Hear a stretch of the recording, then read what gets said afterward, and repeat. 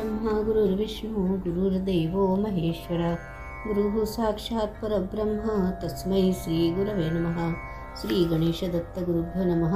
परमपूज्य श्री रामकृष्ण सरस्वती स्वामी महाराजांना वंदन करून त्यांनी दिलेल्या मार्गदर्शनपर आशीर्वादांचे मी पठण करीत आहे. हिमालय.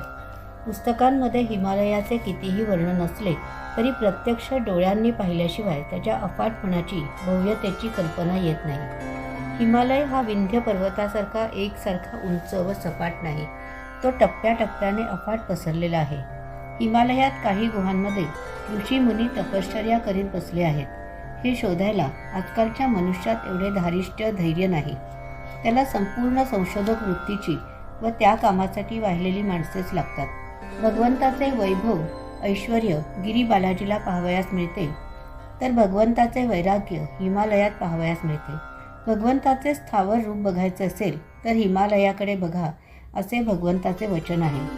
सर्वात शुद्ध पाणी हिमालयात मिळते, मात्र पाणी पिताना वस्त्राने गाळून घ्यावे, कारण तेथील पाण्यात बारीक रेती असते.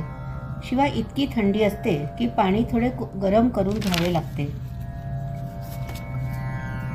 एकदा टेंबेस्वामी हिमालयात गंगा किनाऱ्यावरून प्रवास करीत असताना त्यांची व अश्वत्थामाची भेट झाली होती. अश्वत्थामाने या महान स्वामींना तत्काळ ओळखले व स्वामींना विनंती केली की त्यांनी देवाजवळ शिफारस करून मुक्ती मिळवून द्यावी. स्वामी हे महापुरुष होते व त्यांना अश्वत्थाम्याचा सर्व इतिहास माहीत होता. त्यांनी सांगितले की विनाकारण आम्हाला देवाच्या कामात हस्तक्षेप करायला लावू नकोस, तू केलेल्या अपराधाची शिक्षा भोगीत राहा, असे सांगून स्वामी पुढच्या प्रवासाला निघून गेले. हिमालयात केदारनाथ व बद्रीनाथ ही ठिकाणे उंचावर आहेत.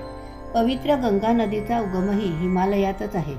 प्रत्येक भक्ताला माझी सूचना आहे की जेव्हा संधी मिळेल तेव्हा या क्षेत्रांच्या ठिकाणी अवश्य दर्शन घ्या.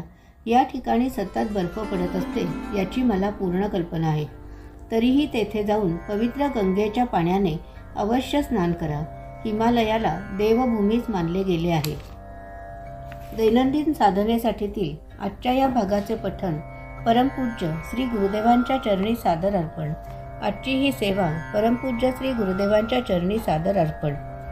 श्री गुरुदेव दत्त.